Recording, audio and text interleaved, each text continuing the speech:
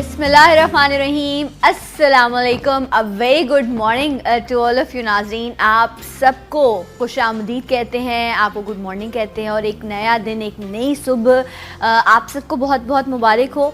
और हमेशा की तरह आज भी रब का शुक्र अदा करते हैं कि एक और नया दिन जो है वो ज़िंदगी में हमें नसीब हुआ। अब ये मुझ पर और आप पर है कि हम इस दिन को कैसे गुजारें, कितना बेहतर हम अपने लिए और दूसरों के लिए इस दिन में कर सकते हैं और कितना नुकसान जो है वो हमसे दूसरों को पहुंच सकता है, ये भी जो है वो हमारे ही कंट्रोल में होता है। नुकसान की बात हुई तो मुझे याद आया जनाब, इस वक्त जो लोग कराची में रहते हैं वो लोग मेरे इस दुख को, मेरे इस दर्द को बहुत बेहतर तरीके से समझ सकते हैं कि जब आप अपने घरों से निकलते हैं और ये जो कारपेटेड रोड्स हैं हमारे इस शहर की, इस पर जब आप जाते हैं तो जो आपकी गाड़ी का हाल होता है, जो बेचारी बर्बाद हो जाती है, वो जो आपके अंचर पंचर हिलते हैं, जो आपकी हड्डियां दुखने लग जाती हैं, जो आप अपनी लग्जरी गाड़ी में भी बैठे वैसे हिल रहे होते हैं कि जिस तरह पता नहीं आप कोई 3 डब्बे वाली गाड़ी में बैठ गए हैं। सो वही हाल जो है वो आपकी गाड़ी का हो रहा होता है और एक शदीद नुकसान होता है। अच्छा, मेरे साथ भी यही, अगर कोई जंप आता है ना, मेरी गाड़ी लगती है तो वो जंप तो लगता है लेकिन एक मुझे यहाँ पर भी चोट लगती है दिल को कि हाय जो है वो गाड़ी लग गई। तो इस तकलीफ़ का शिकार जो है वो कराची में बेशुमार लोग हैं जो इस वक्त परेशान है, लेकिन हमें उम्मीद है कि ये क्या भाई उसको रिक्शे वाले को पैसे दे देना यार, गाड़ी तो रास्ते में खराब हो गई मेरी। आप रिक्शे में? अस्सलाम वालेकुम। कैसी हैं आप? ठीक? मैं ठीक हूँ, आप कैसे हैं? तो आपके ख्याल है कि मैं रिक्शा नहीं चला सकता? नहीं, मेरा भी कुछ यही हाल है। मेरी गाड़ी जो है वो कहीं लग गई, फिर यहाँ लगी मुझे, उसके लेकिन आँख लग जाए अगर आदमी की तो चलो ये तो अच्छी बात है, लेकिन गाड़ी लग जाए तो बड़ी तकलीफ होती है। अच्छा, लेकिन आप कमाल हो गया है वहां से, मैं इस वक्त के चक्कर में ना बस मेरा वक्त बर्बाद हो गया।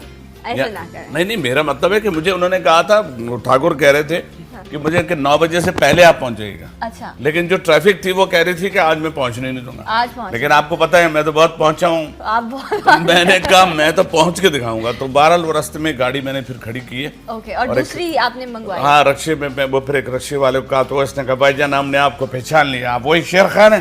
मैं कहा जी मैं वही हूँ शेर खान, हम पैसा भी नहीं लेगा तुमसे। लेकिन यह बुरी बात है तो अभी मैंने उसको कहा। आपको वेलकम करते हैं हमारे साथ शेर खान, अयाज खान साहब मौजूद हैं और 1 मिनट में आपका लूंगी, फिर हम आपको बिठाएंगे।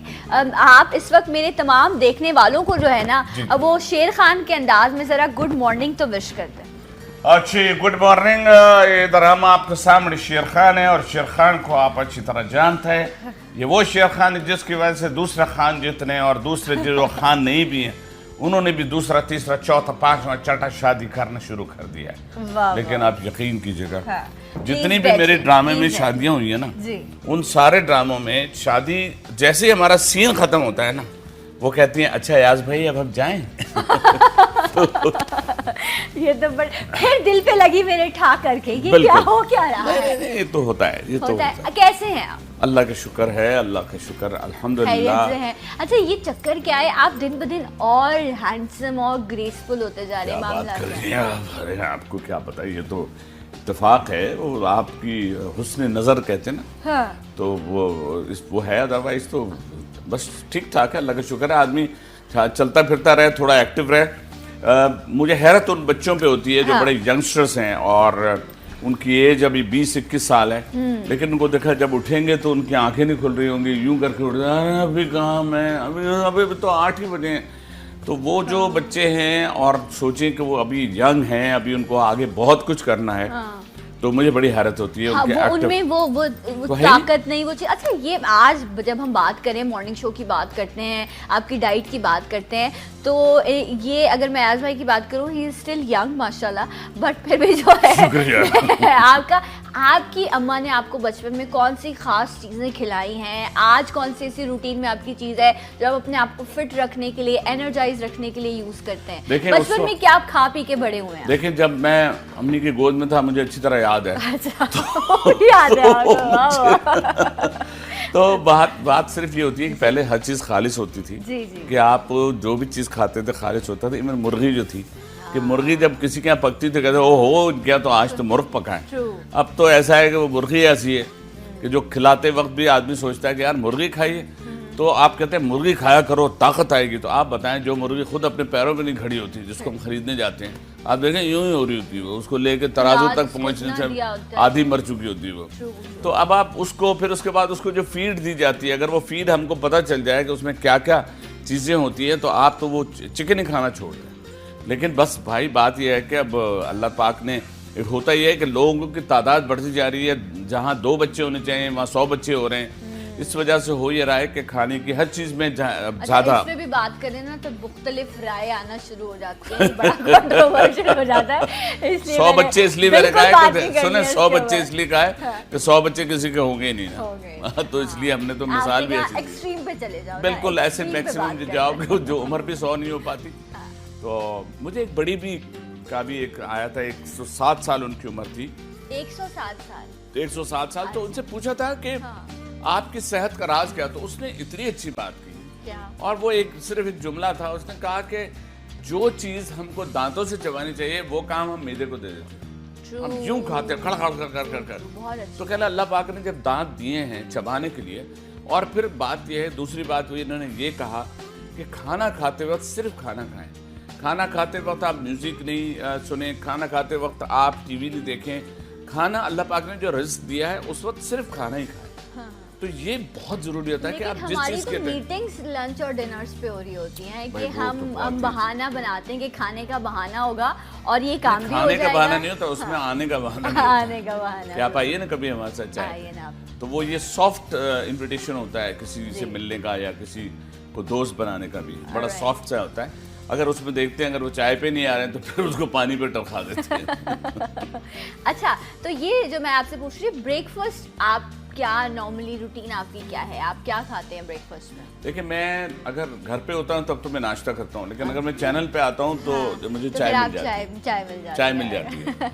अच्छा, तो ये अयाज भाई जो हैं अब अपने ब्रेकफास्ट में क्या खाते हैं या और इनकी रूटीन जो है, पूरी डे की रूटीन जो है वो मैं चाहती हूँ कि मैं आज जानूँ, क्योंकि इतने माशाल्लाह से मैं जब से देख रही हूँ, जब से मैं फील्ड में आई हूँ, और मेरी खुशनसीबी की भी है कि मैंने कुछ अरसे बाद जब भी मौका मिलता है तो अयाज भाई के साथ स्टेज शेयर करने का भी मौका मिलता है, हम एक साथ जो है वोट्स भी कर रहे होते हैं।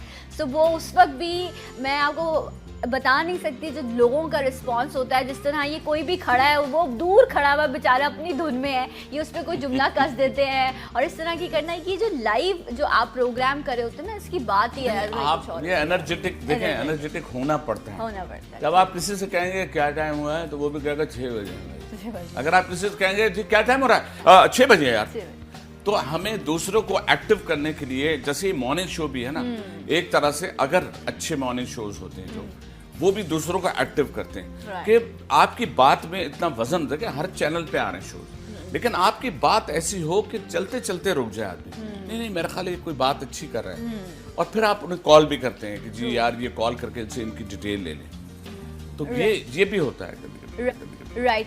अच्छा, हम आज अयाज भाई के हवाले से जो है ना, इनकी शख्सियत जो है उसके बारे में आज मुख्तलिफ चीज़ें जो है वो हम आपके सामने रखेंगे भी और अयाज भाई से जानेंगे भी। हालांकि इनको नहीं पता कि आज हम इनसे क्या पूछने वाले हैं, लेकिन आज हम इनको कुछ माजी में भी लेके आएंगे, कुछ हाल की भी बात करेंगे, कुछ आने वाले मुस्तकबिल के लिए कुछ विशेस भी रखेंगे। सो कुछ प्यारी प्यारी सी यादें अयाज भाई की मेरे पास मौजूद हैं, तो आइए पहले वो देखते हैं, उसके बाद फिर उन पर बात करेंगे। लगा के सुर्खियों पाउडर, लगा के सुर्खियों पाउडर बड़ा सिंगार किया,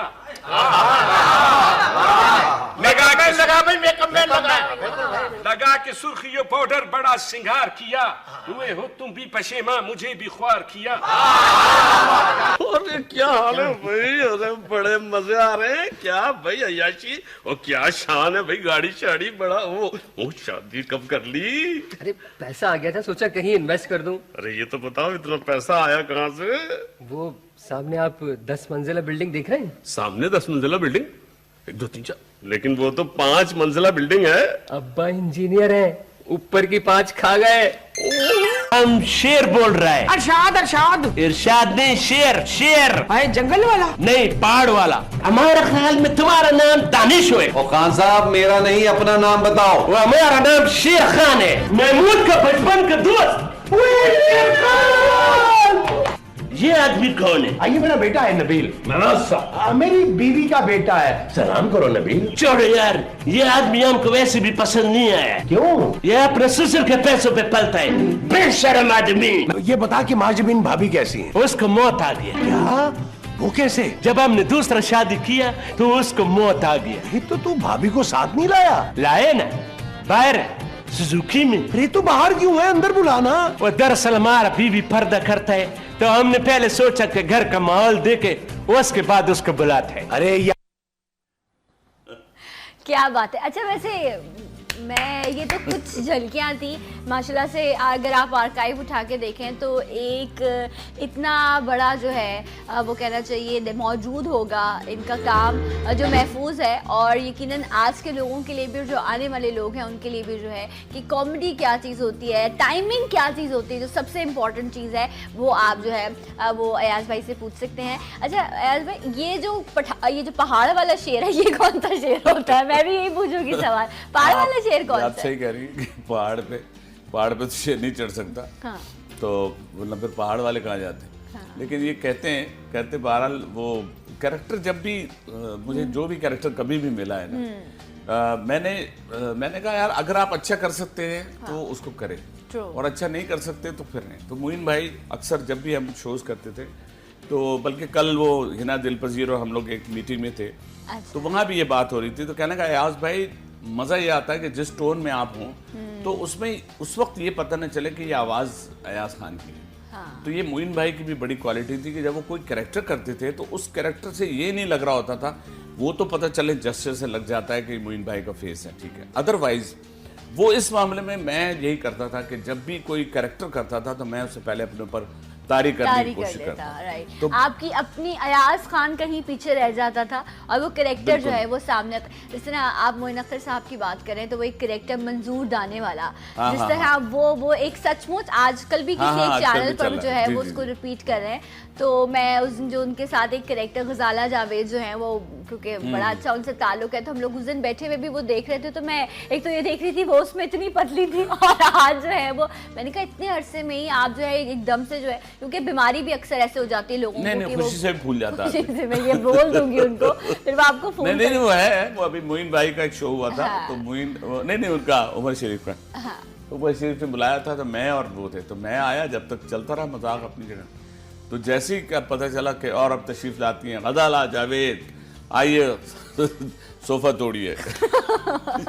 पहले तो वो बेचारे, मगर वो भी इतनी कॉन्फिडेंट है, उसने कहा ऐसी तैसी, उसको कोई पता है, उसको कोई कॉम्प्लेक्स नहीं है, because she is a very good artist. तो वो बैठी हैं तो कह रहे हैं जी अभी भी इसमें गुंजाइश है, लेकिन मैं बच्चों को साथ नहीं बिठाती कह के उसने उमर पर जुमला कर दिया। तो उमर चुप, मैंने कहा आप बताओ।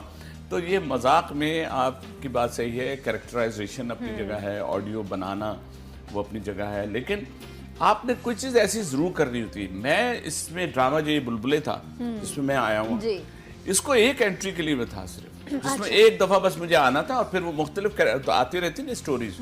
वो पता चला वो जो पहला मैंने जो 3 बीवियों वाला एक किया था वो इतना हिट हुआ कि इनको जब कोई देखते हैं कुछ हो रहा है तो कुछ ना कुछ स्टोरी से मिला तो ऐसी स्टोरी बनाते हैं जिसमें शेर खान किसी तरह आ जाए, वो शादी वाला हो टॉपिक या कोई इन्वेस्टमेंट का हो जाए। वो असल में तो वो बेवकूफ बनाने की कोशिश करते हैं, लेकिन वो आखिर में कहते वो तुमको हम गोली मार देगा। तो वो जब उसी पे वो पंच लाइन वो बनती थी तो वो बस बड़ा हिट हो गया। मुझे खुद अंदाजा नहीं है कि मेरा सारा ड्रामा एक तरफ है और वो बुलबुले का कैरेक्टर जो शेर, हाँ, आपका सारा काम जितना भी माशाल्लाह से आपने किया है वो एक तरफ है, और ये जो ये कैरेक्टर है और जिसमें भी कोई रेगुलर भी नहीं है, एक आध बार कभी जो है हाँ बस है वो रिपीट चुके होते रहते हैं, तो वो इस वजह से ज्यादा लोगों ने देखा था। अभी मैंने इनको ऐसी लास्ट अभी जो हमारा आया था, मैंने कहा ये आजकल फिल्में बहुत बन रही है तो इस पे कोई बनाओ शेर। अच्छा। तो वो उसमें फिर वही हेलो भाईजान हमारे पास प्रोड्यूसर बने हुए हैं, देखा मैंने इन्वेस्टमेंट कर रहे हैं। वो कह रहे यार हमारे पास पैसा बहुत कलबली मचा रहा है, तो मैं ऐसा कर उसको किधर लगा दो।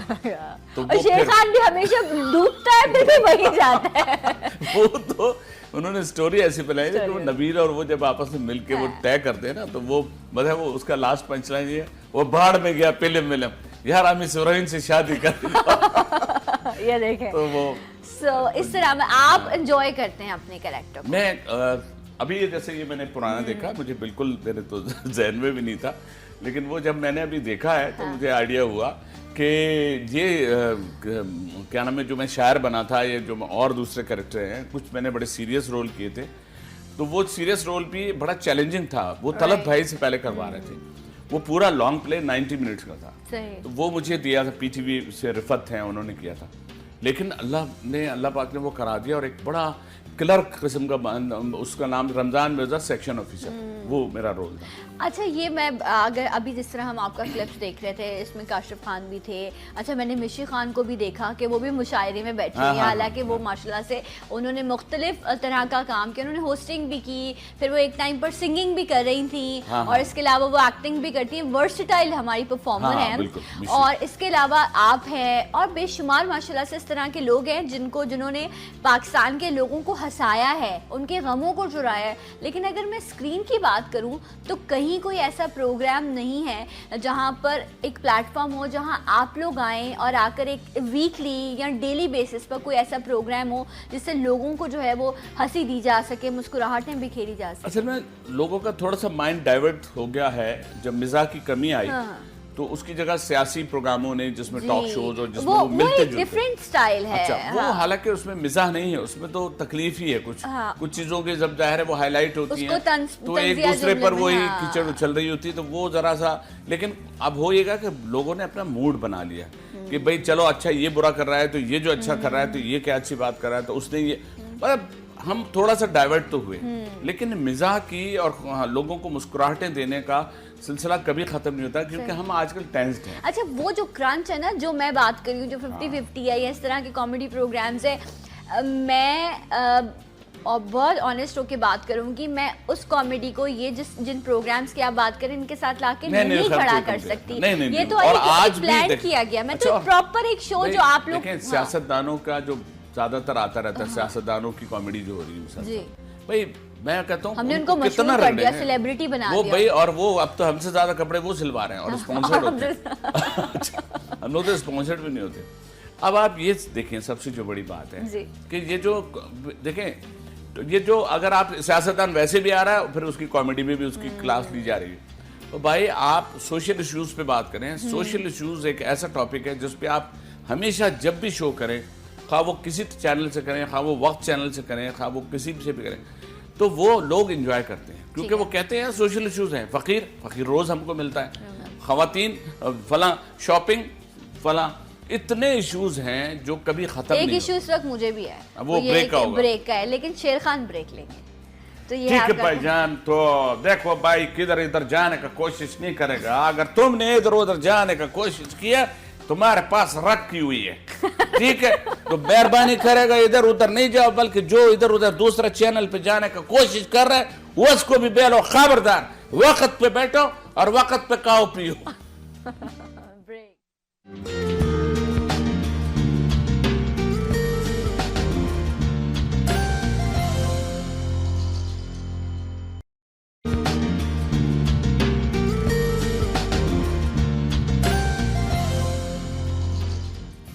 once again वेलकम बैक, सलाम पाकिस्तान नाजरीन। द ग्रेट, मैं ये कहूँ कि हमारे लिविंग लेजेंड हैं, और मुझे अक्सर जब ऐसे बड़े लोग आते हैं मेरे प्रोग्राम में तो मैं कहती हूँ कहाँ से अल्फाज लाऊं, कहाँ से इनको ये एहसास दिलाऊं कि हम आपसे बहुत मोहब्बत करते हैं, आपने जितना काम किया वो हमारी सर आंखों पर, और हम आपको उतनी ही ऑनर और उतनी ही इज्जत देना चाहते हैं जितना ये लोग डिज़र्व करते हैं। लेकिन शायद हमें अभी तक आर्ट की वो कदर नहीं जो होनी चाहिए थी, बट ऐसे प्यारे लोग फिर भी हमारे लिए बेशुमार काम कर रहे हैं और आगे भी करते रहेंगे। द ग्रेट अयाज खान साहब, एक बार फिर से आपको खुशामदीद। Thank you so much. अच्छा जी, तो अयाज साहब, हम आज जो है वो कुछ पुरानी यादें भी याद कर रहे हैं, कुछ आपकी चीजें भी हमने दिखाई। शादी से पहले की, शादी के बाद की? पुरानी शादी से पहले चले जाते हैं।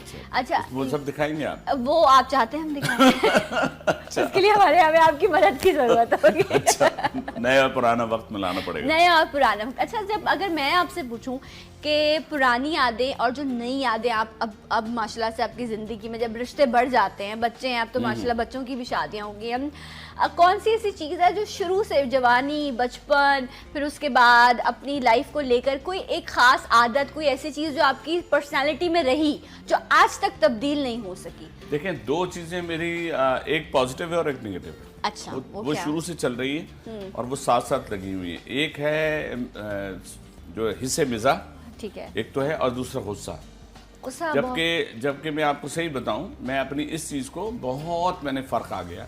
अच्छा। जब से थोड़ा सा डाइवर्ट हुए हैं, थोड़ा दीनी लोगों के बीच में बैठे हैं और वहाँ बैठ के कुछ सीखा है, तो उसमें ये सब्र और कम बोलना या बिल्कुल टाइमिंग से बोलना, सही, या कोई ऐसी बात जिससे दूसरा कोई हर्ट ना हो, तो ये दो चार चीज़ें हैं जो कुछ कमी भी हुई है और कुछ एडिशनल, कुछ अच्छी चीज़ों को अपनाने की कोशिश की है जो हमें कोई बताने वाला नहीं था।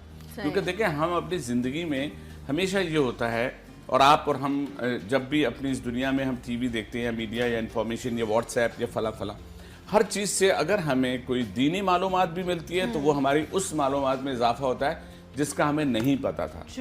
तो जब हमें पता चल गया तो अल्लाह पाक ने उससे पहले की सारी माफियाँ हमको दे दी। क्यों? क्योंकि हमारी नॉलेज में देखें ना, हमें तो वही नहीं उतरे, हम तो एक आम हकीर इंसान है। तो जब वो चीज़ हमने पढ़ ली कुरान में या तर्जुमे से पढ़ ली या हमने किसी बुजुर्ग से सुन ली, तो फिर वो हमारी उसमें फिर फर्ज हो जाता है कि फिर ये काम आपने वैसे करना है कि सही क्या है, गलत क्या है। तो इसी तरह से मेरी लाइफ में शुरू से मुझे ये कहा जरूर गया, मुझे लोगों ने कहा आप कम आती टीवी पे, आप ज़्यादा नज़र नहीं आते। तो टीवी पे कुछ जगहों पे कुछ बहुत ही ग्रुपिंग्स हैं, कुछ अपनी खुद पसंदी कह लें, या कुछ लोगों का लॉबी सिस्टम में होता क्या है, नहीं यार। अच्छा, कुछ मैंने लोगों को देखा है, वो खाम में उन्होंने ये बनाया हुआ है कि अयाज तो बहुत ही रूड है। अच्छा। ठीक है, नहीं यार, वो तो पैसे बहुत मांगते हैं। तो अल्लाह का शुक्र है, पैसा शोबिस के हवाले से तो मैंने ज़्यादा पैसा ना कमाया और ना ही मेरा शौक रहा। मेरा शौक था शोबिस में कि बस मैं थोड़ा सा आऊँ, हाँ, और थोड़ा लोगों को मुस्कुराहट दूँ और लोग मुझे माने बजाय इसके कि लोग मुझे मारे। तो वो अब क्या है कि वो जब दुनिया भर में हमने बहुत शोज किए, तो अब वो क्या होता है, वो मेरा शौक है घूमना फिरना। लेकिन उस घूमने फिरने में सबसे ज्यादा अच्छा तो लगता है जब हम हरम शरीफ जाते हैं तो, या हाँ, एक मैं ठंडे इलाके से होके आया ना, तो आपको सही वक्त में छींक आई इस वक्त। तो अब क्या होता है कि और इन सारी जगहों पे जब जाना या वैसे भी होता है, तो अपनी जो तबीयत है उसमें यही है कि जो शुरू से लेकर आज तक, अच्छा कभी कुछ चीजों की, आप मुख्तलिफ जगहों पे गए, आपने कहा आपको शौक है कि आप जो है वो जाएं, और हाँ, रब की कुदरत है ना, दुनिया भर में फैली हुई है, रब की बनाई हुई हाँ, ज़मीन है। और जहाँ आपने खाना काबा का जिक्र किया, हरम शरीफ का जिक्र किया, उससे तो पाक जगह ही कोई नहीं, और हर चाहती है कि वो जो है वो उस जगह को देख सके। लेकिन और आपने कौन सी ऐसी जगह हैं जिनको आपने जाके एक्सप्लोर किया और आपको लगा हो कि वाओ, ये जो चीज़ है ना, वो वाओ निकलता है ना मुँह से, तो वो कौन सी जगह थी? देखें, एक तो मुझे जो छोटे छोटे शहर मुल्क थे, हाँ, जैसे मालदीव में गया था। अब मालदीव, मैं तो खुद हैरान था जब ऊपर से हम जहाज से देख रहे, छोटे छोटे स्पॉट बने हुए, हाँ, जब वो नीचे आ रहे हैं तो पता है एक होटल है और टोटल 40 लोग हैं उसमें, और इतनी सी जगह बनी हुई। फिर मॉरिशस बहुत अच्छा लगा, फिर एथोपिया में गया था। एथोपिया भी बिल्कुल डिफरेंट सी, अदीस अबाबा जो एक जगह है, वही ठंडी जगह, 12 महीने सर्दी पड़ती है वहाँ पे। तो ये वो जगह थी जरा सी डिफरेंट थी, जैसे वैसे आप किसी को कहें यार अबे यार वहाँ गए थे तो, हाँ, वरना क्योंकि नॉर्मली लोग कहते हैं सिंगापुर गए थे जी, बैंकॉक गए थे, हम दुबई गए थे, लोगों के लिए कुछ जगह, लेकिन वो बड़ा अल्लाह खैर, ये क्या क्या चीजें लगा दी गेटअप की। अब वो गेटअप रोल्स जो है ना, अब ये मलिक अनोखा अल्लाह बख्शे, ये चले गए कुल आलम। तो और आप देखें कितने हाँ, माशाल्लाह से लोग हैं जो आज गायब भी हो गए। ये भी हाँ, एक बड़ी बात है कि मुसलसल सालों तक जो है हाँ, वो स्क्रीन पर बने रहना है, बिल्कुल है, ये भी आपकी कामयाबी है। मैं कहता हूँ आपको बहुत ज्यादा मशहूर नहीं होना चाहिए, क्योंकि शोबिज़ में वापसी है, तो डन है। जहाँ आप हीरो बने होते हैं, फिर आप नए हीरो के बाप बने हुए होते हैं।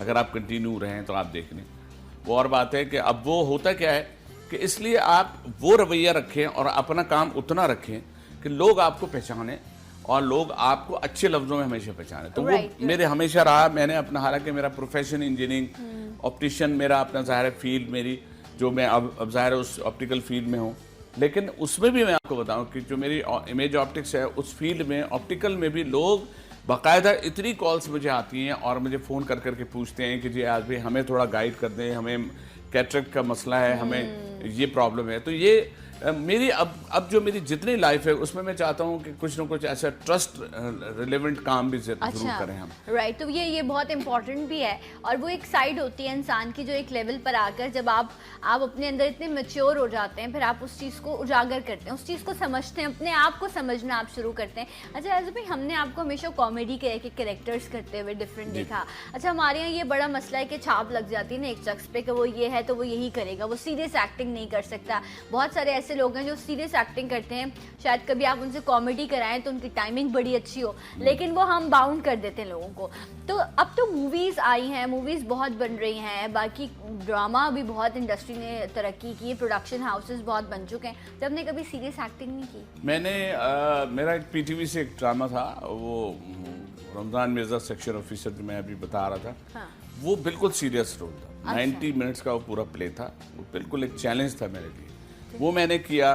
फिर मैंने नेगेटिव रोल्स किए, क्योंकि देखिए हमारे यहाँ बहुत से मुल्कों में जो एक्टर हैं वो जो कॉमेडी अच्छी करते हैं वो नेगेटिव रोल्स भी हो चुके हैं। तो काजिम पाशा ने जांगलूस में एक मुझसे बड़ा डिफरेंट रोल कराया था। फिर एक मैं फोटोग्राफर ब्लैकमेलर बना था, आधा चेहरा एक मेरा ड्रामा था वो था। उस तरह से मैंने जो नेगेटिव रोल किए, क्योंकि उसमें मुझे मजा आया बहुत। एक मैंने पागल का रोल किया था, सीढ़ियाँ एक ड्रामा था उसमें, तो मुझे उसमें था कि यार आपकी, तो वो काजिम पाशा साहब ये कहते थे यार आपकी आइज जो है ना वो बोलती हुई आंखें, इससे अगर आप कोई नेगेटिव रोल भी करेंगे तो हम आंखों से बहुत वो एक्सप्रेशन आपके ले सकते हैं। तो वो इस तरह से तो आपने इन आंखों का और भी बहुत जगहों पर इस्तेमाल किया होगा। जी हाँ, आंखें हैं इसी काम के लिए, क्योंकि आप डोनेट तो कर नहीं सकते, लेकिन आप देख तो सकते हैं ना। देख तो सकते। तो वो आप खूबसूरत आंखों को देखना, देखें इंसान की खूबसूरती या इंसान की तारीफ करना, अल्लाह पाक ने चेहरे पे देखें एक पूरा चेहरा है जिसमें इम्प्रेशन, जो सबसे अच्छे इम्प्रेशन जो है वो आपका फेस देता है, जिसमें आंखें सबसे अच्छे एक्सप्रेशन भी देती हैं, खुशी, गम, हाँ देखें ना, जॉय, हर चीज को जाहिर करते हैं एक ही लुक में। वरना चाइनीज के कभी आप देखें उनका कोई एक्सप्रेशन ही नहीं होता, वो पूरा मुंह लगा के भी जो है ना उनका चेहरा रोने वाला नहीं। आजकल ऐसा हो गया है, कुछ ऐसे लोग हैं उन्होंने ऐसे इंजेक्शंस लगाए हैं कि उनका एक्सप्रेशन ही खत्म हो गया, ये चीज यहाँ फ्रीज हो गई, कुछ बिल्कुल बिल्कुल। खासतौर पे कुछ के तो जो होंठों पे इंजेक्शन जिनने लगाए ना, वो हालांकि वो गाने का मतलब तो कुछ और ही था, लेकिन आप ये देखें कि जिन्होंने लगाया उनका यूं होगा, और हंसते भी पूरा नहीं है ना। और ज़ाहिर है लड़कियों ने लगाया, मर्दों की तो मूछें होती हैं, वो कहाँ लगाएंगे इंजेक्शन, अजीब सा लगेगा। नहीं ऐसा नहीं है, फिलर्स वगैरह आजकल हर तरह की सर्जरीज जो है एग्जैक्टली जो लाइंस पड़ रही हैं या ये सब चीज़ें करने के लिए अब सर्जरीज या ये जो आप इस तरह आर्टिफिशियल चीज़ों की तरफ बढ़ते हैं, क्योंकि डेफिनेटली आप ये नेचुरल तो नहीं है, सर्जिकल प्रोसीजर्स हैं, उसके बाद इफेक्ट तो ज़रूर आता है, लेकिन फिर आप आर्टिफिशियल बहुत हो जाता है। मेरा ख्याल है अगर वो उनको बगैर मुंह धुले आदमी देख ले तो मेरा ख्याल है बच्चे डर जाए, क्योंकि कुछ चीज़ों का साइड इफेक्ट तो ये तो तय है जब अननेचुरल कोई चीज़ करें। देखिए वही जो बोटॉक्स के जो लगते हैं इंजेक्शन है, उसमें होता क्या है कि आपकी जो रिंकल्स हैं वो खत्म हो जाते हैं, वो अंदर एक उस मसल को पैरालाइज कर दिया, पैरालाइज अच्छा वो कर देते हैं और वो फैल जाती है चीज़, फैल के अगर वो ज़्यादा डल गई तो अलग सा गोबड़ा, पहले तो इतना गोबड़ा था, फिर एक लगेगा ऊपर गद्दा रखा हुआ माथे पे, तो वो उसका भी बहरहाल फन है। लेकिन ये सब अच्छा, तो आप आर्टिफिशियल खूबसूरती को कहते हैं कि वो नेचुरल होनी चाहिए। मर्दों का ताल्लुक खूबसूरती से है ही नहीं। अच्छा, मर्दों का ताल्लुक खूबसूरत लोगों से है, और लेकिन खुद के लिए मर्द अच्छा जुमला, लेकिन मर्द जो है ना, मर्द आप देखें, मर्द को लोग कहते हैं जी बहुत ही हैंडसम है, या कहेंगे यार बहुत स्मार्ट है, बहुत ज्यादा, लेकिन ब्यूटी से रिलेवेंट जितनी चीजें मर्द के, यार उसकी आंखें बड़े खूबसूरत, ये भी खवातीन के लिए ज्यादा इस्तेमाल होता है। भाई उसकी नाक बहुत खड़ी है, तो नाक खड़ी, अब वो नाक खड़ी का भी जो है वो भी ब्यूटी में शुमार होता है कि ब्यूटी, क्योंकि आपके फीचर्स को, पतली सी नाक हो, देखें आपका लंबा फेस होना और नाक का जो खड़े होना जो है, ये आपकी फीचर्स जो मतलब फीचर जो है ना, अपने आप ही जब नाक खड़ी होगी ना तो ये होंठ का ये हिस्सा अपने आप थोड़ा सा अप हो जाता है, तो वो आप जो बाहर के गोरे या वरे हैं उनके सबके देखें सारा मुंह बैठा हुआ होगा, नाक खड़ी होगी। हाँ, अच्छा ये जो है ना ग्लासेस, शेड्स और ग्लासेस और ऑप्टिक्स का काम करके पूरे फेस मुझे याद है। मैं ये सोच रही थी ये इतना खदोखाल पे बात कैसे कर रहा है। फिर मेरी मेमोरी मुझे पीछे लेके गई कि मुझे याद है कि एक बार हमने ओवल शेप, राउंड शेप और डिफरेंट तरह के शेप्स पे भी प्रोग्राम किया था, जिसमें अयाज भाई आए थे और हमने बताया था कि किस शेप के लोगों को कौन से शेड्स जो हैं उनके फेस पर अच्छे लगेंगे। तो अब मुझे याद आ गया कि उस पर वरना मैं जाने वाली थी कि ऐसी कौन सी तहकीक हुई भी है। आप देखें जो खड़ी नाक है ना उस पे जो वेफर्स का चश्मा है, और आजकल वेफर्स चल भी वो बहुत चलता है, जैसे नाक खड़ी होती है वो इनहेंस होता है, जरा सा अच्छा लगता है। अच्छा, सनग्लास हमेशा वैसे फेस से बड़ा लिया जाता है, अच्छा लेडीज का हो या जेंट्स का। अच्छा, ये जो साइड पे स्पेस होता है ना, मुझे इसका प्रॉब्लम होता है, ये ज्यादा हो, ये बिल्कुल फिक्स होना चाहिए। वो देखें, अब वो तो शेप है ना कि आप थोड़ा सा अगर इनसाइड कर्व में वाला लेंगे तो वो पूरा कवर कर लेता है। अब कुछ जो राउंड में आजकल राउंड का भी कभी इतना चला, फिर कैट आई चला है तो उसने कयामत कर दी कि मेरे पास बच्ची आई है 7 साल के 8 साल, वो कह रही है अंकल, वो उसका -3 नंबर है, वो कह रहे अंकल मुझे कैट आई। अरे मैं कहा बेटा अभी तो कारेटी रैट आई, कैट आई, बेटा सीधा से चश्मा लो बच्चों। और फिर जो चश्मे या जो भी फैशन की बात है, वो बच्चे, अब सारे बच्चे तो देखें इस पे बैठे हुए, अब गैजेट्स में वो सारी चीजें जब देख रहे हैं तो उनको, छोटे छोटे बच्चों को देखा है कि वो उन चीजों की तरफ सोचने की कोशिश करते हैं जो बच्चियों को हम लोग 20 साल से पहले हम अच्छा, कहते हैं। मैंने खैर अब माशाल्लाह से आप तो ग्लासेस आपको नहीं लगी अभी तक, अल्हम्दुलिल्लाह सब, लेकिन अपनी कुछ लोगों की आदतें होती हैं ना, नेचर होती है कि अगर उन्होंने मेरे बैग में कुछ 2-3 चीज़ें हैं जो लाजमी मैं जब बाहर निकलूंगी तो वो मेरे साथ होनी चाहिए, आपके साथ जुड़ी होती है। तो जब आप घर से बाहर निकलते हैं, किसी काम के लिए जा रहे हैं, किसी से मिलने जा रही हैं, एक मोबाइल ज़रूरत है, इसके अलावा और सी कौन सी चीज़ है जो आप कहते हैं कि ये नहीं होगी तो मैं बाहर नहीं जा सकता, मेरी पॉकेट में होनी चाहिए? पैसे होने जरूरी है। मैं तो बगैर पैसों के भी चली जाती हूँ, कार्ड रखो अपने हाथ में। नहीं वो कार्ड का छोड़े, कार्ड भी नहीं, वो तो मुझे बड़ी हैरत हुई। 1-2 दफा ऐसा हुआ कि मैं भूल गया पैसे, और जज्बात में घर से निकले, आज तो हलवा पूरी खाना है। अब वो हलवा पूरी खाने के बाद मेरा भी बहुत दिल कर रहा था, हम अभी बात कर रहे थे ना हलवा पूरी, तो सुन के पेट भर गया होगा। भर गया बिल्कुल। अच्छा, तो फिर आप हलवा पूरी लेने चले गए? मैं गया, जब पूरी ने ले ली तो मैंने कहा भाई पैसे नहीं है, तो कहता है अरे जी आ जाए। मैंने कहा भाई वो अभी फिलहाल जल्दी में घड़ी है, मैं घड़ी दे दूं? तो कह रहे हैं नहीं कैसी बात कर रहे हैं साहब, आप तो आते रहते हैं इतवार को। तो खैर वो मैं लेके मुझे अजीब सा लगा, शायद वाइफ ने कुछ और भी कहा होगा। तो मैंने कहा भाई पैसे खत्म हो गए। पैसे खत्म हो गए? मैंने कहा भाई पैसे लेके ही नहीं गया। तो वो खैर ऐसा होता है ना कभी कभार, ये आप लोगों के साथ भी होता होगा, इंसान नॉर्मल है, आप भूल जाते हैं कोई चीज, आपने बैग उठाया। अच्छा, हमारे साथ भी क्या होता है, आपने बैग चेंज किया ना, अब वो पैसे दूसरे बैग में रखे थे, आपने दूसरा बैग ले लिया। तो ये इस तरह की छोटी छोटी सी चीजें जो हैं वो हर किसी के साथ होती हैं। भाई ये जो एक तब्दीली आई थी, जो बहुत खूबसूरत तब्दीली थी जिंदगी में, तब्दीली की इमरान खान जो ला रहे हैं, इमरान खान, वो वाली तबदीली तो मुझे समझ ही नहीं आती। उससे ज्यादा तो वो कपड़ों की तब्दीली ला रहे हैं। तो आपका वोट है वहां पर?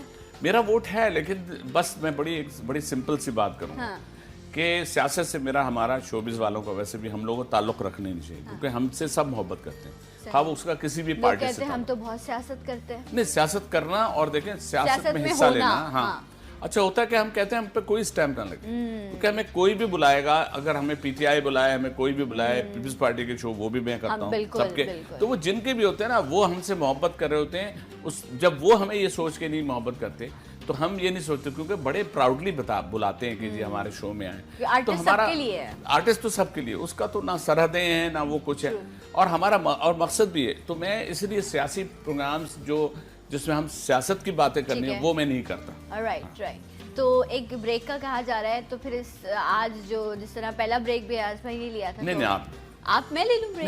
मैं चाहूंगी आप ब्रेक। कुछ लोग चाहते हैं कि आप ब्रेक लें। हाँ जी, तो एक ब्रेक लेते हैं, मिलेंगे आपसे ब्रेक के बाद सलाम पाकिस्तान में।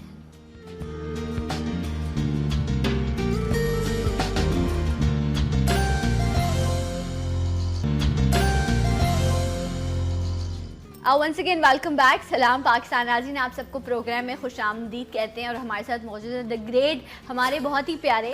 और हाँ, अभी हमें ब्रेक में कुछ डांट भी पड़ गई, हमें ऐसे ऐसे ताने पड़ रहे होते हैं कि मैं आपको क्या बताऊँ। मैं ऑनर कैसे बता सकती हूँ।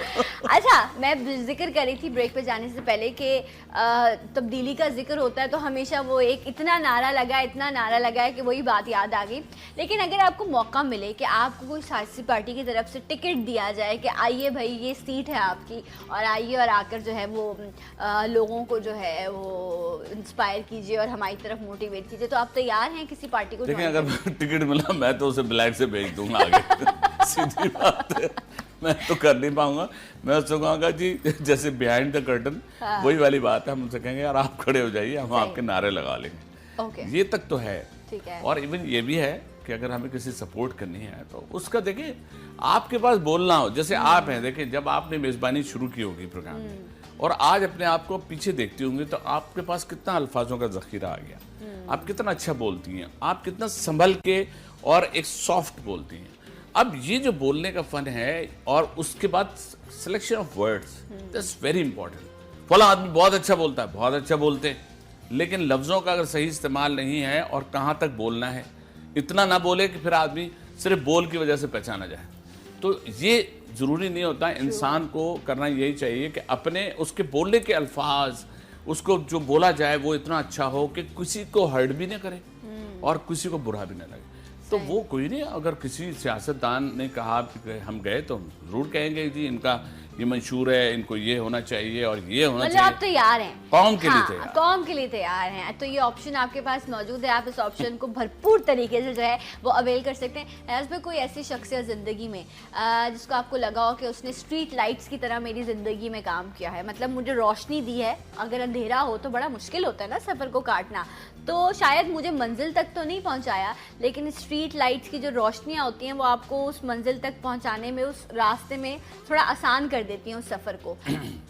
ऐसे कौन लोग रहे ज़िंदगी? देखें, इंसान की ज़िंदगी में जब वो अपनी प्रोफेशनल लाइफ में आता है या जिस तरह से वो जिस तरबियत के साथ आगे बढ़ता है, उसमें मेरे जो माशाल्लाह हम 6 भाई, तो कभी कभी कुछ जिम्मेदारियां ऐसी होती हैं, जबकि वालिद मेरे माशाल्लाह डॉक्टर थे और वो बहुत उन्होंने हमारे बच्चों को देखे ना, माँ बाप का सबसे बड़ा एहसान ये होता है, वो ऐसा एहसान जिसके लिए वो आयत उतरी है कि वो जो अभी मैंने टीवी पे देखा था कि वो कुरान की आयत पढ़ रहे थे नमाज में और जमात पीछे थी और वो पढ़ते जा रहे थे और वालिदैन वाला लफ्ज़ पे आया कि उफ़ ना करें उनकी अगर वो हों, तो आप यकीन कीजिएगा कि सिसकियों से लोग रो रहे थे। तो अब होता क्या है कि हमारी तरबियत में भी ये चीज़ें आई कि जब मैंने आगे बढ़ा तो मैंने आगे बढ़ते हुए मैं इसलिए जल्द बढ़ता गया कि मैंने पीछे देखा था क्या क्या जिम्मेदारी है, क्या क्या चीज़ें हैं जो हमें करनी है। हमारे पास अगर मंजिल मिल जाए और साथ साथ हमें लोग ऐसे मिल जाएं, आपने सही कहा, तो उसमें कुछ अच्छे दोस्त होते हैं, क्योंकि दोस्त आप 200 ना बना लें, 2 बना लें, वो 2 आपके लिए बहुत अच्छे होते हैं। सही। तो वो मेरे अपने क्लास फेलो मेरे अच्छे मुझे मिले हमेशा। शोबिज में मोइन भाई मेरे अच्छे दोस्त, मेरे दो बेस्ट फ्रेंड्स हैं आपकी लाइफ में? मेरे 2-3 हैं, एक मुस्तंसर मेरा एक दोस्त है, वो आज भी मेरा दोस्त है। School life, college life? नहीं, वो बाद में, मुबीन मेरा स्कूल कॉलेज लाइफ। हाँ, वो बहुत अच्छा कहते हैं दोस्त बड़े है। लकी लोग होते हैं जिनके बहुत पास अच्छे दोस्त बहुत हो। अच्छा। और ये कोई लंबा आपको ग्रुप नहीं चाहिए होता है, एक 2 भी लोग हो ना जो आपके, जिनको पता हो कि आप क्या हैं, जो आपको समझते हो, तो मेरे ख्याल से ये भी बहुत बड़ी ब्लेसिंग है आज के दौर में। बिल्कुल आप सेकंड, आज अगर हम अपने बच्चों को बहुत सी कंपनीज के लिए रोकते हैं, बेटा अच्छे लोगों में बैठा करो, तो वो खैर वो बिल्कुल जुमला सही है, manage known by the company की। तो उसमें क्या है कि माँ बाप को देखा मैंने, पहले की माएँ होती थी रात में बुर्का छुरका पहना, दिन में जिस वक्त बच्चे निकले पीछे जाके खामोशी से देख रही हैं कि ये हो क्या रहा है, बच्चे किन के दरमियान बैठे हैं। ये जो हम सब कुछ कर रहे होते हैं, इनके पीछे बच्चे एक उम्र तक तो हमें दुश्मन समझते हैं। उनको ये नहीं पता होता कि 16, 18, 14 ये वो एज है जिसमें बच्चों को हर बुरी चीज़ अच्छी और हर अच्छी चीज़ बुरी लग रही है। और आप देखें कि गैदरिंग्स जो है, जिस तरह अभी बात कर रहे थे, ये भी है कि जब आप एक प्रैक्टिकल लाइफ तक नहीं जाते, आपकी अपनी एक कोई सोच तख्लीक नहीं होती, जो अक्सर लोगों की बहुत उम्र तक भी नहीं हो पाती, तो आप अगर अपनी उम्र से बड़े लोगों में बैठते हैं तो भी माँ बाप पूछते हैं कि भाई तुम्हारा क्या काम है, ऐसी तुम्हारी क्या ज़रूरत है कि बड़ों से तुम्हारी बन रही है। ये भी बड़ा कॉम्प्लेक्स पहले होता था, अब तो लोग इस चीज़ पर बॉदर नहीं करते, वो कहते नहीं हमारा बच्चा इतना मैच्योर है कि बड़े लोगों में बैठता है। पहले इस पे भी सवाल भाई आप सोचें, ये तो अभी हम संजीदा वाली बात करें, इसकी थोड़ा सा एक मिजाह का पहलू मुझे याद आ गया। वो एक साहब थे, उनकी उम्र काफ़ी ज़्यादा थी, तो उनकी एक लड़की से उन्होंने रिश्ता भेजा। अच्छा। लड़की भी थी तो 30 के करीब, लेकिन बहरहाल उनका एज डिफरेंस बहुत ज़्यादा था। सही। तो उन लड़की ने शर्त रखी, देखिए मैं आपसे, देखिए आप 60-70 साल के हैं, मैं आपसे शादी इस शर्त में कर रही हूँ कि शादी के बाद आपने जवानों की कंपनी में बैठना है, आपने बूढ़े लोगों की कंपनी में नहीं बैठना है, ये बता दूं। और आप कुछ नहीं करेंगे, उनकी कंपनी में बैठे हैं, आप रात को जाना है, आए आराम से, देर से आए, लेकिन दरवाजे से नहीं आएंगे, आप दीवार फलांग के आएंगे। तो उन्होंने कहा अच्छा जी मैं देख लेता हूँ। खैर वो शादी हो गई, वो यंग लड़कों में बैठे, डांच वहां ये वो सब करते रहे। उसके बाद दरवाजे पे ये छलांग मारी, ये ऊपर गए, ये नीचे उतरे, आराम से आ गए। तो ये इस तरह चलता रहा। एक दिन ये निकले घर से, अभी निकले थे तो इनके पुराने दोस्त मिल गए, वो ले गए साथ इनको। अब सारे पुराने दोस्त वही 60+ 60+ वाले, अब उनके बैठे। एक ने कहा भाई यार घुटने में आजकल बड़ा दर्द चल रहा है भाई। उसने कहा जी यार बड़ी शुगर हो गई है, फला हो गई। करते करते सब ने इतनी बीमारियां अपनी बताई कि वहां से बोझल कदमों के साथ दरवाजे पहुंचे। अब देखा दीवार, तो दीवारें चीन लग रही थी उनको। तो उन्होंने कहा अरे यार इस पर कैसे चढ़ूंगा। तो उन्होंने दरवाजा खटखटाया तो बेगम की अंदर से आवाज आई, आज पुराने दोस्तों में मिला है ना आखिर। उसने भी सही जो है ना वो पॉइंट उठाया। क्या बात, ये वेरी ट्रू। मैं भी कुछ ऐसी चीजें याद करी थी कि आप जिन लोगों में बैठते हैं ना, आपको लगता है शायद ये ऐसे ही है, हम भी ऐसे ही हैं, सब ऐसे ही हैं। तो इसलिए थोड़ा सा ऐसे लोगों में बैठे जो आपको मोटिवेट कर सकें, जो एनर्जाइज करें आपको, और ये बहुत इंपॉर्टेंट है। अच्छा यस भाई, किसी को थैंक यू कहना चाहेंगे अपनी लाइफ में? मैं थैंक यू तो अगर कहूँगा तो सिर्फ अपनी माँ को कहूँगा, जो माशाल्लाह हयात है। और जो आपके बच्चों की अम्मा है उनको नहीं कहना चाहेंगे? अच्छा वो भी तो माँ ही हुई ना। वो भी तो माँ एक ही में 1:1 में कर रहा हूँ ना दोनों को। खैर वो एक थैंक्स माँ का इसलिए कि वो उनकी वजह से तो जाहिर में इस काबिल हुआ कि दूसरी माँ बनी, और दूसरी जो है उनके फिर बच्चे हुए।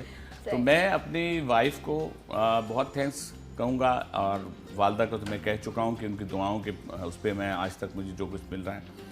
और वाइफ को मैं इसलिए कहूँगा कि बहुत से लोग अपनी बीवियों की तारीफ करते हुए बड़ा यूँ करते हैं, अरे यार यूँ।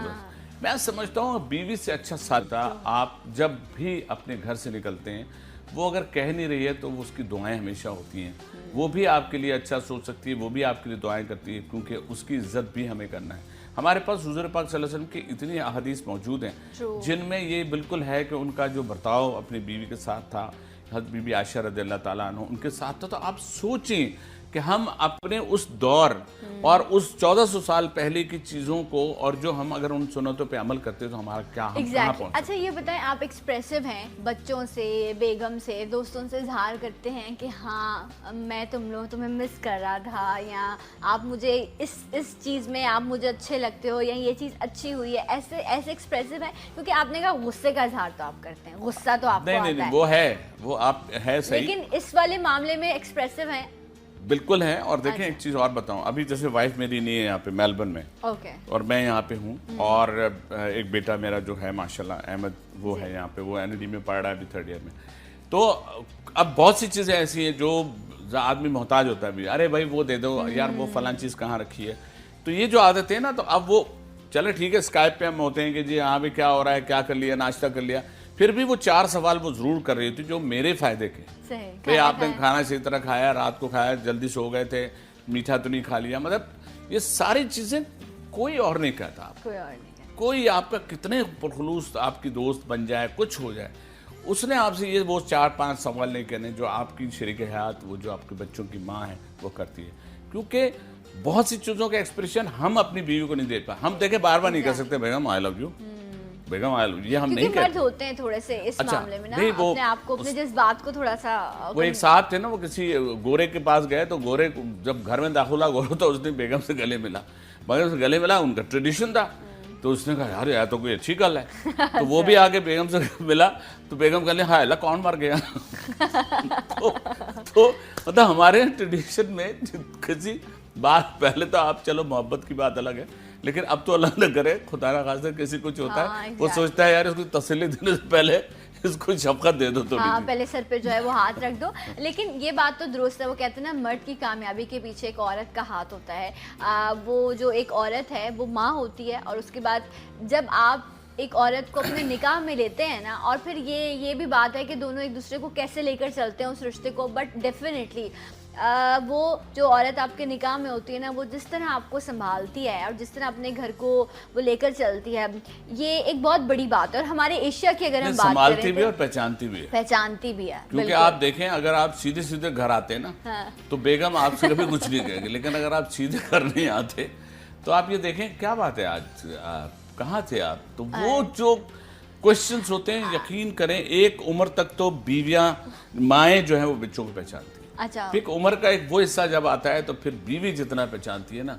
वो कोई नहीं पहचानता। अच्छा, ये भी तो बात है ना कि एक बेटा जो है वो अपनी माँ के लिए डिफरेंट अटायर में होता है, बेगम के लिए डिफरेंट होता है, बच्चों के लिए डिफरेंट होता है, वो अपने मास्क चेंज करता रहता है। औरत ऐसा नहीं करती। औरत का जो मिजाज है ना वो बच्चों के साथ भी वैसा है, अपने माँ बाप के साथ भी है, ससुराल वालों के साथ भी है, लेकिन मर्द जो है ना वो मुझे लगता है मास्क बहुत चेंज करता है। देखिए मर्द बाहर जिन लोगों को फेस कर रहा होता है उसके इतने, देखिए बीवियों के तो 3 ही है ना, माँ बच्चा, अपने बच्चा, अपनी वालद माँ बाप हो गए, उनके माँ बाप हो गए। लेकिन हम लोगों को दुनिया में जो जिन लोगों को फेस करना पड़ता है, जिनके दरमियान होते हैं, उसमें बहुत सी चीजें होती हैं। बहुत सी चीजें, कितनी जगह हमें मैनिपुलेशन करनी पड़ती है, कितनी जगह हमें अपने आप को थोड़ा सा, कहीं सॉफ्ट होते हैं, कहीं वो होते हैं, जो हम घर पहुंचते हैं तब हम कभी कभी अपने उस टेंशन को घर पे निकालने की कोशिश करते हैं। उसकी वजह ये होती है कि कुछ जगहों पे हम एक हालात अब वो नहीं रहे कि हम हर एक से गुस्से हो जाए। अब तो होता है भाई ठीक है आप सही क्या है, क्योंकि अब दौर वो नहीं रहा। अब हर थोड़े से हर क्योंकि दूसरा भी इरिटेट होता है। और फिर कभी कभी भाई मैं आपको एक एग्जांपल दे रहा हूँ, मुझसे गलती हुई, मैंने सिग्नल पर गाड़ी रोकी, निकालने लगा तो वो साहब एक ने रुके, शीशा नीचे किया, यार आप तो कम से कम सही तरह चले ना। तो मैंने कहा आप तो क्या मतलब यार आप तो टीवी का। मैंने कहा यार मैं टीवी का अगर आदमी हूँ तो मुझसे गलती नहीं हो सकती। मैंने कहा यार मैं तो आपको लेकिन लोग आपको रिस्पॉन्सिबल समझ रहे होते हैं। हाँ, वो ये समझते हैं कि अगर ये जो चकोर सा डब्बा है इसमें अगर कोई आ रहा है, और यकीन करें शायद मिलियंस लोग ऐसे होंगे जो शायद ड्रीम करते होंगे कि वो यहाँ तक पहुँच सकें, लेकिन ये रब की ब्लेसिंग है कि रब ने मुझे आपको ये मौका दिया, और ये रब का ही करम होता है। वरना मैं अगर ये कहूँ कि आप में मुझ में कोई सलाहियत है तो कुछ भी नहीं होती। ये रब की मर्जी होती है कि किसको किस काम के लिए चुनना है। वरना सबको हमें एक रिमोट पे रखा हुआ है। देखिए अगर कोई नापसंदीदा प्रोग्राम या नापसंदीदा शख्स टीवी पे आता है, आप देखें वो 1 सेकंड में हम उसको गायब कर देते हैं। हमने ये किया वो गया। तो ये भी आप देखें ना, ये जो आप पसंदीदगी और नापसंदीदगी की बात करें, ये सिर्फ घर तक या माशरे तक महदूद नहीं है। मीडिया में भी आप देखें बड़ा कंफर्टेबल लोग, अच्छा अरे यार सारा मूड खराब कर दिया, बंद करो यार टीवी। तो आप ये देखें कि आपको नहीं पता होता ये, लेकिन जब हम कभी लाइव शो का जो टेस्ट है, जो मजा आता है हमें लाइव शो करते हैं, उसमें हमें जो बोला हमें वहीं से उसका रिस्पॉन्स मिल रहा होता है। तो उससे एक आइडिया होता है। जब मैं ज़ाहिर है पिछले दफे वक्त पे आया था, मैं अगले दिन हम जा रहे थे, 14 अगस्त का प्रोग्राम था ऑस्ट्रेलिया में, तो मेलबर्न का शो था।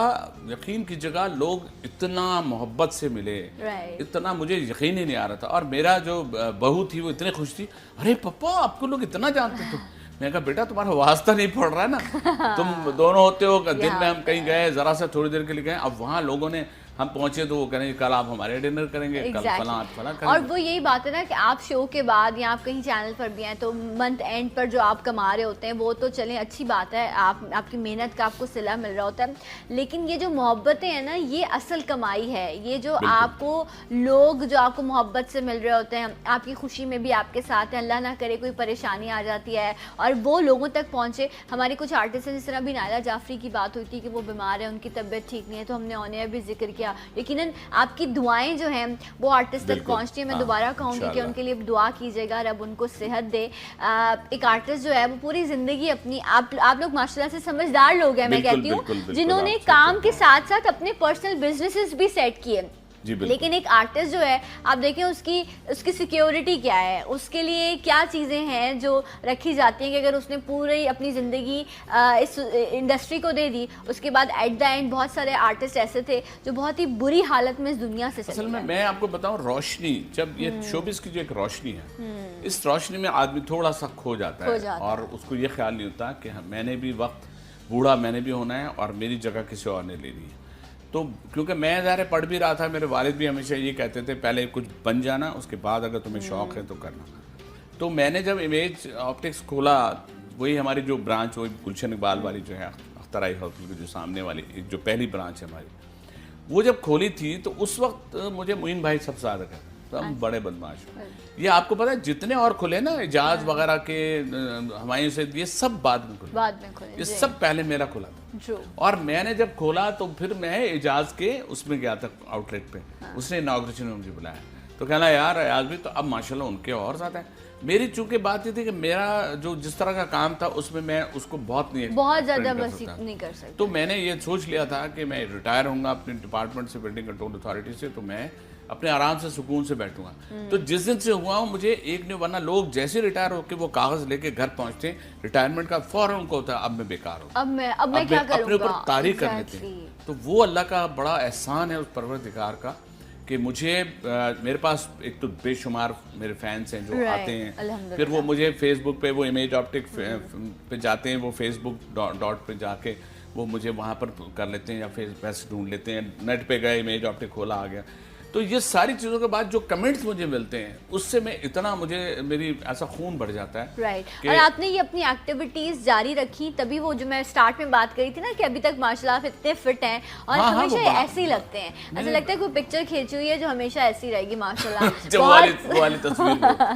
बहुत सारी दुआओं के साथ और नेक तमन्नाओं के साथ आपको रुखसत करेंगे। बहुत शुक्रिया, आते रहिएगा इसी तरह, अच्छा लगता है आपसे बात करके। और मैं एक ब्रेक लूंगी इंशाल्लाह, ब्रेक के बाद आपको फिर ज्वाइन करेंगे सलाम पाकिस्तान में।